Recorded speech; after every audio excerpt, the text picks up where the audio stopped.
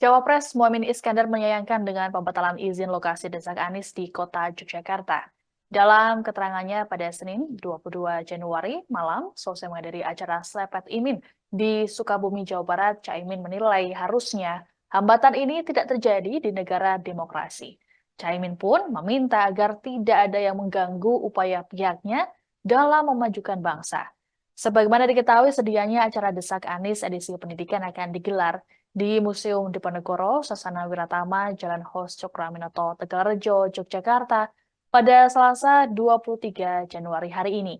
Namun, tiba-tiba izin lokasi dibatalkan sepihak pada Senin malam saat panitia tengah melakukan persiapan di lokasi.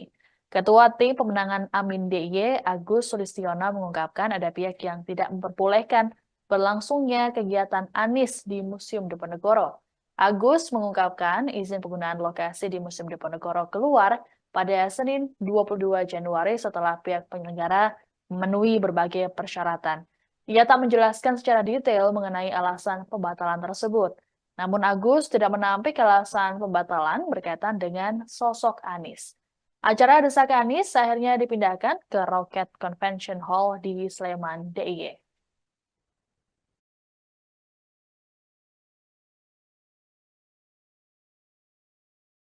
Ini negara demokrasi, kita menyesalkan kalau ada larangan atau hambatan bagi proses demokratis ini justru memajukan bangsa. Download Tribun X sekarang, menghadirkan lokal menjadi Indonesia.